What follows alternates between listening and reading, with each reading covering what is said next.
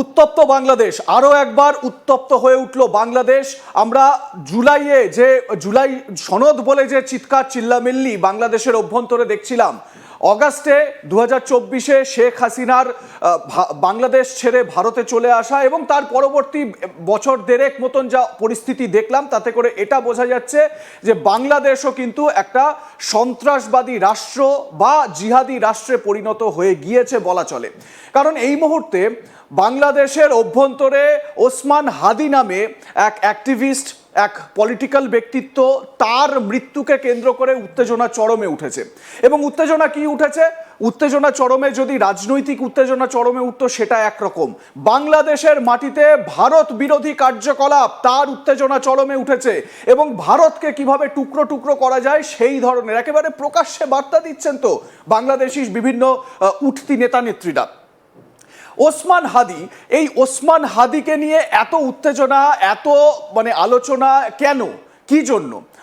মোহাম্মদ ইউনুস তিনি পরিষ্কার বলেছেন যে ওসমান হাদির পরিবারের দায়িত্ব নেওয়া হবে, তার পরিবারের লোকজনের দেখভালের দায়িত্ব নেবে সরকার, ইত্যাদি ইত্যাদি, যেটা একজন রাষ্ট্রপ্রধান বলে থাকেন সেই হিসেবে তিনি বলেছেন। কিন্তু বিষয়টা হচ্ছে, ওসমান হাদি নামে একজনের মৃত্যুকে কেন্দ্র করে ভারত বিরোধী সন্ত্রাস, আমরা বেশ কিছু ছবি আপনাদের দেখাতেও পারছি না। আজ তাক বাংলায় আপনারা অনেক ছবি দেখেছেন বাংলাদেশে উত্তেজনার ছবি। এক হিন্দু যুবক দীপু চন্দ্র দাস নামে এক হিন্দু যুবক, তার উপর কি নির্মম অত্যাচার হয়েছে, তাকে জানে শেষ করে দেওয়া হয়েছে, সেই ছবি আমরা আপনাদের দেখাতে পারছি না, আমাদেরকে মাফ করবেন, কারণ আমাদেরও হৃদয় কেঁদে উঠেছে এবং ইউটিউবের কিছু বাধ্যবাধকতা আছে সেই কারণে। কিন্তু প্রশ্ন হচ্ছে, এই উত্তেজনার ঝড় ভারতের দিকে কেন আসছে? ভারতকে কেন এইভাবে টার্গেট করা হচ্ছে? ভারতে যে ভারতীয় মিশন রয়েছে বাংলাদেশে, ঢাকায়, সেখানে বারবার অ্যাটাক করা হচ্ছে। ভারত যদি এতই খারাপ হয়, খুব স্বাভাবিকভাবে তাহলে ভারতের ভিসা আপনাদের দরকার নেই। যথার্থ সিদ্ধান্ত ভারত নিয়েছে, ভিসা বন্ধ করে দিয়েছে।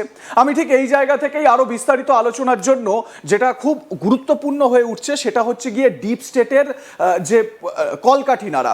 আমি এই বিষয়টা নিয়ে আরও বিস্তারিত জানার চেষ্টা করব। সরাসরি অনলাইনে চলে যাব, আমার সঙ্গে রয়েছেন কর্নেল দীপ্তাংশু চৌধুরী, কথা বলবো কর্নেল চৌধুরীর সঙ্গে। কর্নেল চৌধুরী, আপনাকে স্বাগত আজ তাক বাংলায়। কর্নেল চৌধুরী, একটা বিষয় আমি একটু জানতে চাই, সেটা হচ্ছে গিয়ে, আমি ডিপ স্টেটের বিষয়টা একটু পরে আসছি। এই যে ওসমান হাদি, আজ থেকে 10 দিন আগে পর্যন্ত বা 1 মাস আগে পর্যন্ত ওসমান হাদি বলে কেউ যে বাংলাদেশে এক্সিস্ট করেন, এইটা কিন্তু আমরা জানতাম না। আমরা সার্জিস আলমদের নাম শুনেছি, হাসনাত আবদুল্লাদের নাম শুনেছি, তারা যেভাবে রগরগে ভাষণ টিভিতে দিয়েছেন, ভারত বিরোধী বিভিন্ন কথাবার্তা বলেছে, তাদের নাম আমরা শুনেছি, তাদেরকে দেখেছি। কিন্তু ওসমান হাদিকে আমরা এ যাবৎকালে দেখতে পাইনি। এবং ওই জুলাই অগাস্ট যে গণ অভ্যুত্থানের কথা বলা হচ্ছে, সেই সময় থেকে এখনো পর্যন্ত, তার মৃত্যুর এই কয়েকদিন আগে পর্যন্ত আমরা এই ওসমান হাদি সম্পর্কে সেভাবে জানতাম না। আমার কথা হচ্ছে, ওসমান হাদি কে? এই ওসমান হাদিকে কি দাবার বোরে করে এত বড় একটা প্লট তৈরি করা হয়ে গেল এবং তার মূল লক্ষ্য হচ্ছে ভারত বিরোধিতা, ভারতকে কিভাবে টুকরো করা যায়? স্বপন, হাদি কে, এই প্রশ্নটা আপনি যেটা করছেন, হাদি জুলাই সঙ্গী ইউনিস, যাকে প্যারাট্রুপ করা হয়েছিল বাংলাদেশে অগাস্ট 2024-এ। জুলাই মাসে যে অভ্যুত্থান হয় তার মধ্যে হাদি একটা প্রধান ভূমিকায় ছিল। জুলাই সঙ্গী বলছি, ইউনিসের জুলাই সঙ্গী। ইউনিস, এই নাহিদ বলুন, এই যে নামগুলো আপনি নিলেন, অথবা আপনি ওসমান হাদি বললেন, এগুলো সব ওই একই ডিপ স্টেটের ডিফারেন্ট স্টেট অ্যাক্টর। এই স্টেট অ্যাক্টর গুলো যারা ছিল, তাদের ইউজ করে এই গণ অভ্যুত্থান কিছুই না, জামাত এবং উগ্রপন্থীর অভ্যুত্থান আমরা দেখেছি জুলাই মাসের শেষের দিকে হয়েছে। একমাত্র উদ্দেশ্য ছিল শেখ হাসিনার যে গণতান্ত্রিক একটা সরকার, সেটাকে ভঙ্গ করা, বহুত্ববাদের সরকার, সেটাকে ভঙ্গ করা, এবং বাংলাদেশের যে একটি সম্প্রদায়, একটি জায়গায়, বিশেষ করে জামাত, তাদের হাতে বাংলাদেশকে তুলে দেওয়া, এই উগ্রপন্থীদের হাতে বাংলাদেশকে তুলে দেওয়া, এটাই ছিল একমাত্র উদ্দেশ্য।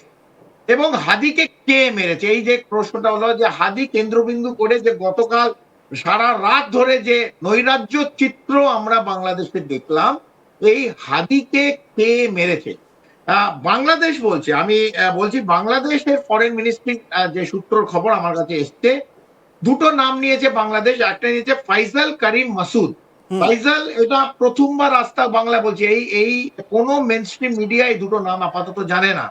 ফাইজাল করিম মাসুদ, যে আওয়ামী লীগের স্টুডেন্ট উইংয়ের লিডার, আর একটা নাম দিয়েছে আলমগীর শেখ।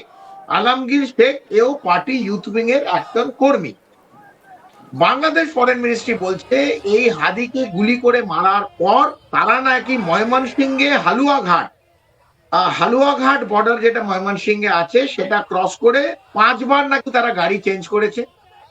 এই খবরগুলো কোনো মেইন স্ট্রিম মিডিয়া এখন পর্যন্ত পাবেন না। আজ তাক বাংলায় প্রথম দুটো নাম আমি বললাম, ফাইজাল করিম মাসুদ এবং আলমগীর শেখ। এরা হালুয়াঘাট বর্ডার যেটা ময়মনসিংহে আছে 5 বার গাড়ি চেঞ্জ করে তারা নাকি ভারতে গেছে। তো এত খবর যদি ফরেন অ্যাফেয়ার্স বাংলাদেশের বিদেশ মন্ত্রকের কাছে ছিল, তাহলে আমার প্রশ্ন হচ্ছে তাহলে ধরলে না কেন? বা তাদের পুলিশ এবং সামরিক বাহিনী অথবা বিডিআর কি ঘুমোচ্ছিল? এক প্রশ্ন। আমি ঠিক এর বিপরীতে একটা প্রশ্ন রাখছি। আমার কাছে যেটা সূত্র, এবং আমি যেটা আজ সকাল থেকে বারবার বলেছি, কারণ আজকে বলার সময় হয়ে গেছে, এতদিন বলিনি। হাদিকে যদি কেউ মেরে থাকে সে হচ্ছে আইএসআই ডিজি আসিম মালিকের জঙ্গি সংগঠনে 3 জন জঙ্গি এসেছিল। তারা ওই মোটরসাইকেলে যাচ্ছিল যখন হাদি ঢাকার একটি জায়গায় কি একটা টাওয়ার আছে, সেই টাওয়ারের সামনে সাইকেল রিক্সায় যাচ্ছিল এবং 3টে গুলি দাগা হয়। এটা একটা প্লট করা হয়েছিল। স্বপন প্রথমে ভেবেছিল যে হাদিকে যেমন ট্রাম্পকে যেমন মারা হয়েছিল, কানের পাশ দিয়ে গুলিটা ছুঁয়ে চলে গেছিল, ওরা ভেবেছিল হাদিকে এইভাবে মারলে তাহলে একটা হাদির বিশাল জনপ্রিয়তা বাড়বে বাংলাদেশে, এবং জনপ্রিয়তা বাড়ার পর যেহেতু সে একটা ইন্ডিপেন্ডেন্ট ক্যান্ডিডেট, একটা ওরা একটা মঞ্চ রেডি করছিল, সেই মঞ্চর ইনকলাব মঞ্চর একজন প্রার্থী তিনি এই ফেব্রুয়ারি ইলেকশনে হয়তো দাঁড়াতেন। এটা হচ্ছে 2। তৃতীয় হচ্ছে আমার ঠিক এইখানে 2 নম্বর আপনি যে পয়েন্টটা বললেন, আপনার কাছে একটা প্রশ্ন, পুরোটাই কি ঘুরিয়ে ফিরিয়ে, মানে এই যে আপনি বড় একটা ব্রেকিং কিন্তু আমাদের দর্শকদের সামনে দিলেন, ডিজিআইএসআই তিনি নাকি অর্কেস্ট্রেট করেছেন এই হাদির ডেথ, এটাও কি আমেরিকার ডিপ স্টেট থিওরি? আমেরিকার ডিপ স্টেট কাজ করেছে সেই ডিপ স্টেটের, কারণ আমরা দেখেছি আসিম মুনিরকে ঘন ঘন আমেরিকায় যেতে, ডোনাল্ড ট্রাম্পের সঙ্গে মুর্গ কাবাব খেতে দেখেছি আমরা। তো এটাও কি সেই ডিপ স্টেটের একেবারে অঙ্গুলি হেলনেই পাকিস্তান বা আইএসআই এইভাবে কাজ করছে? একদম একদম স্বপন, ডিপ স্টেট কাজ করছে। আমরা ইতিমধ্যে আপনার সঙ্গে আজ তাক বাংলায় মাস দেড়েক আগে একটা প্রোগ্রাম করেছিলাম, যেখানে আমরা বলেছিলাম চট্টগ্রামের যে বন্দর, এই মার্স কোম্পানিকে যে তুলে দিল এই মোল্লা মুনির এবং এই চাচা ইউনিসের যৌথভাবে যারা কাজ করছে এখন বাংলাদেশে, এই মার্স কোম্পানির মধ্যে দুটো মার্কিন যুক্তরাষ্ট্র ডিপ স্টেট কাজ করছে, একটা ভ্যানগার্ড, একটা ব্ল্যাকস্টোন। আমরা বলেছিলাম দর্শকদের এদের সম্বন্ধে জানুন, যে কয়েক হাজার কোটি এর মধ্যে ইনভেস্ট হচ্ছে।